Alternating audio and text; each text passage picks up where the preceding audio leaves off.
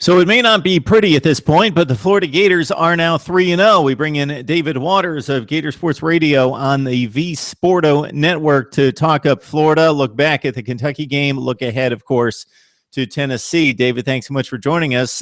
What caught my eye in the post-game comments by Jim McElwain is that he just in light of what happened the previous week and him getting on Kelvin Taylor in particular, but the entire team in regards to some of the conduct off the field and the penalties on the field, he said, great win. We played our hearts out. I'm awfully proud of this team. So it seemed like he was especially appreciative of the effort and wanted to let everyone know where he stood. Of course, yeah. And then, the kind of story was he demoted Kelvin Taylor, to third team running back, which in the end didn't really mean anything. Kelvin Taylor was in there on the first drive, not the first play, but was in there on the first drive and had his run. But yeah, you could tell McElwain, probably regretted what he did the week before, but it needed to be done, but it was time also to move on. Florida, they took a young team on the road, their first conference road game, Jim McElwain's first road game. I'm pretty sure he was pretty nervous. I don't think he knew what he was going to get out of his players, going to Kentucky in that first road game. Florida had 28 players make their first SEC. That was their first SEC road game. They started 4 sophomores, David Sharp, Antonio Riles, Cam Dillard, and Brandon Powell, and 3 freshmen, Will Greer, Antonio Callaway, and Jordan Cronkrite, on offense. So, they went on the road with that young of a team and came out with a win. They played, many more true freshmen, especially along the offensive line. Tyler Jordan, Martez Ivey, and Fred Johnson all played. And, you start adding it up and start seeing those young players and them, and many people were picking the upset. They thought the streak would finally come to an end, and Florida walks out of there with a win. I was one of those picking the upset, David. It was a difficult call for me to make, but I thought at home Kentucky with Patrick Scholes at quarterback and with some of the offensive players that they have acquired over the last couple of years would be able to win that one. But impressive effort by the Gators, doing just enough that they needed to do on offense. So before we get to the superlatives on defense, let's talk about the offense. Will Greer getting the start, 13 of 22, $125 through the air, through the 1 interception, very effective on the ground with 61 yards rushing and a touchdown. So just your thoughts about his performance on Saturday. Pretty much, I want to say okay for his first road game. It was his first start. It was his first. That was his game. McElwain, I guess, wanted to see what he could do all game. And like you said, the rushing yards probably pretty much surprised everybody. The pass blocking wasn't there, all night long. So Greer had to make some plays with his legs. His first touchdown. There was no passing options, and he had to make something out of nothing. It was a 4th and goal for Florida. He rolls out, dives into the end zone for Florida's first touchdown. Showed a little bit of legs and kind of got the nickname, his name is Will Greer, so got the nickname Wheels Greer. Showing his wheels a little bit. So, he missed some throws that were there, but kind of expected some probably the highlight play of the night was Antonio Callaway's one-handed 30-yard completion.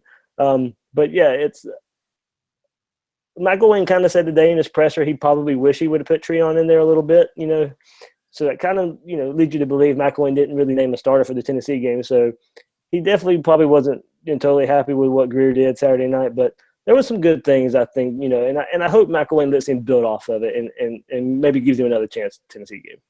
Little tongue-in-cheek nickname for Will Greer. So not known for his running ability, but he contributed quite a bit. Key first downs and a touchdown run there, as you mentioned, when the pass blocking broke down. We've talked about Demarcus Robinson during the offseason, David, in regards to his ability to make plays on the outside, regardless of the issues with the offensive line and the quarterback situation. He had 3 catches for 16 yards. And going through his game log, it just hasn't been able to shake free for any big plays. He's averaging 7.5 yards per catch. Is that a bit of a concern? I think so. Florida's not really doing anything down the field with Demarcus Robinson. There's not even really that many attempts to him down the field, and mostly what we see is a little bit of mostly screen passes. And after week 1, the depth chart come out for week 2, and he was demoted to third team, and apparently he had missed, a team dinner or something. And, wonder if the focus is there. And I think the thing that gets on most Gator fans' nerves right now about Marcus Robinson, when he does catch these screen passes, he doesn't go straight upfield. He dances, and he carries the ball out way, way from his body. And, it doesn't really seem like the focus is there. And that kind of was brought up to McElwain today at his presser. And, he goes, well, that's what he's putting on tape for the NFL. And it's not a good look. So, that's what the NFL teams look at. They look at tape, and they're going to see DeMarcus Robinson kind of being lazy with the ball and just dancing around and not getting upfield when he has the ball in his hands. I would still like to see, then Florida just – McElwain says he has a go-to sheet. So, I'd like to see try to, get Robinson lined up, maybe in a one-on-one situation somehow, some way with some play calling and throw it to him down the field. And, if it's not there, maybe it does seem like Callaway maybe be that next big star for Florida. Maybe there's kind of transitioning to that way a little bit, but not ready to give up on DeMarcus Robinson yet. Yeah, and it's another example of McElwain not being afraid to not necessarily throw a player under the bus, but give an honest evaluation and be very forthright in a respectful way of telling it like it is in regards to his evaluation of his team and Robinson in particular.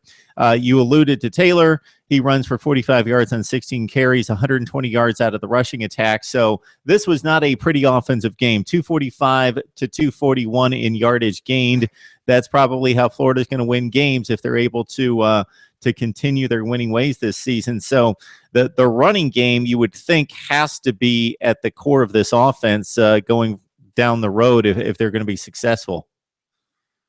I agree. And like you said, Will Greer threw in another 60 yards on top of that. So really, the running backs really didn't do much at all. Kelvin Taylor, the offensive line's not really creating many running lanes at all on the inside. There was a couple of wrinkles where Florida would throw a couple of tight ends out to the edge and throw a toss, and Taylor would run behind them. And that seemed to be the run plays that would work the most, or the run plays that would get outside a little bit. But that's not going to work, week in and week out in the SEC. Defenses are too fast, especially with the teams that are coming up.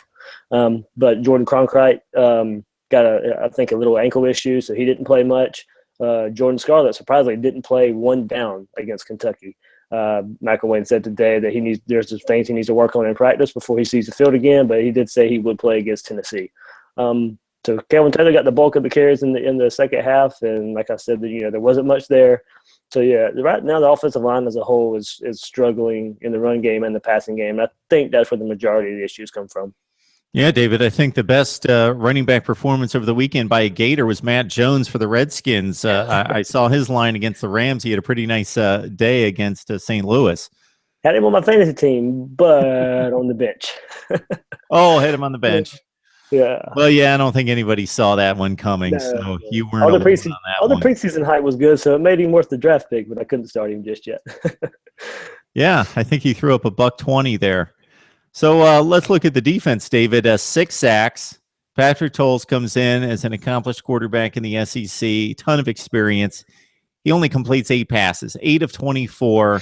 We've raved about the entire defense. Maybe the depth isn't what it's been in the past, but otherwise, wow, this defense really showed up again. Right, and we know how good the secondary is, but when you pair it with this defensive line and the way they played Saturday night, there wasn't much hope for Kentucky to consistently move the ball. Alex McAllister, Brian Cox Jr., true freshman C.C. Jefferson, they all showed out. They were, pressuring Towles all night long, as you said, the 6 sacks. But it was more than just the 6 sacks. He was also, pressured a pretty good bit. By far the best performance we've seen of those guys. The first couple games were very, very quick passing teams, and I thought we would kind of see more of that from Kentucky, but they really tried to attack Florida downfield, and the time wasn't there. The guys were in the backfield all over Towles. Vernon Hargraves had another interception. I had one in the first game as well. He returned this one, and you could tell Hargraves on that return, Towles caught up with him. He probably really could have, I think a fully healthy Hargraves is a little faster than what he showed the other night, but he was healthy enough to play and got that interception. But, pair that secondary with that defensive line. If they can keep it up, Florida would definitely be in every game this year. All right, David, it's Tennessee week, so you know what that means. It's wow, it's huge in the SEC East. It's probably a bigger game than it's been in a long time, but regardless of the records, this one's a huge one between the Gators and the Vols. And in a light college football weekend, not many huge games, even though these two teams are unranked because of what it means in the Eastern Division of the SEC. This is a huge game. I think for most people, they see what Tennessee's done in the recruiting end of things, and they see some of the strides Tennessee's made, and they look a little flashier on offense, more weapons on offense, and they would appear to be further ahead than Florida. But I don't know, when the Gators come out and play defense like that against Kentucky, I just think this is going to be a nail biter. Right, and you and I we brought up a Twitter conversation kind of last week. A lot of teams, when the national media looks at them, it kind of looks like they only look at the offense. And Florida's defense is really what's going to win and what's going to keep them in games. And they can. It hasn't.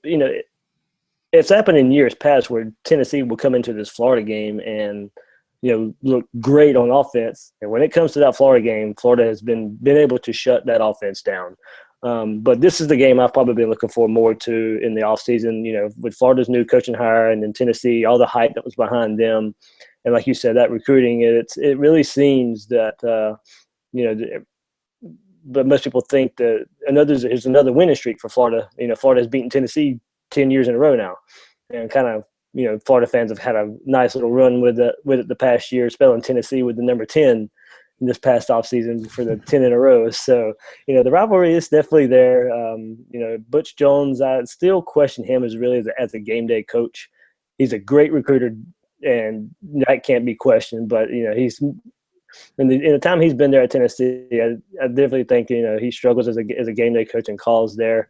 But Tennessee, they're going to be hyped to come into Gainesville, and Florida's doing a blue out. The atmosphere is going to be crazy. Drown out the Tennessee Orange. But this is the game I've really been looking forward to the most.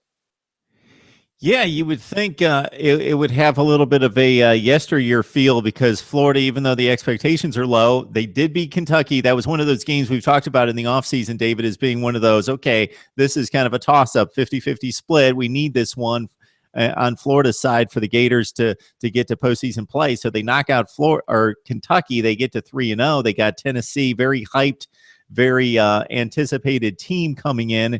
And the atmosphere should be electric. Now, we can always point to turnovers being a key, those sorts of things. Turnover seems to be number one on the list when looking at the keys to the game. But is there anything unique here that you really think is key for Florida to pull this one out? The offensive line is definitely going to have to play, better than what they have. I think Tennessee is probably going to bring the best defensive line in they've seen so far this year. It's going to be interesting to see how those young guys, adjust to that. It's nice the game is at home. They don't really have to worry about the crowd noise there. And on the other side of the ball, Florida's getting a little bit of injury concern at linebacker, and I really think Tennessee's probably going to come into Gainesville and really try to run Jalen Hurd and Alvin Kamara right at Florida and test, that linebacker. Florida's defensive line can play like they have all year and control the game. Florida will be fine there, but there's a little bit of injury concern there with really Jared Davis and Antonio Morris really going to be the two carrying that. We see a little bit this past week against Kentucky where Marcus May and Keanu Neal would come up and play a little bit of Mike linebacker and help with that position. But I really think Tennessee is really going to come in and try and establish the run, quiet the crowd down a little bit, and see what they get from there. So, David, we know where the allegiance lies. There's no question about that. But you're always very fair in making your predictions, trying to take your Gator hat off and looking at things objectively. So, do you have a feel for this one yet? I don't need to put you on the line. The spot here. It's only Monday night at this point, so I'm definitely not going to be making a pick on this one until like Thursday or Friday. So don't need to make a call on this one. We'll catch you on Twitter, and that will give people even more incentive to follow you on Twitter. I will say this. It's last week I told you I'd probably pick Kentucky before the game against Florida, and at the end I'd pick Florida. Right now I'd probably lean towards Florida only because It's been 10 years in a row. I got to see it first before I can believe Tennessee can come into the swamp and beat Florida. The one thing I'll say about Tennessee is we saw their performance against Oklahoma. For 3 quarters, they were the much better football team. They let things slip away. I don't know which team against a quality opponent is the actual Tennessee team. Is it the team that dominated Oklahoma for 3 quarters, or is it the team that let it slip away at home? I don't know if they can go on the road in the SEC and beat a decent team. So those questions will be answered on Saturday. We got David Waters from V Sporto's Gator Sports Radio, always helping us break down the Gators. Thanks, David. Thanks, Mark.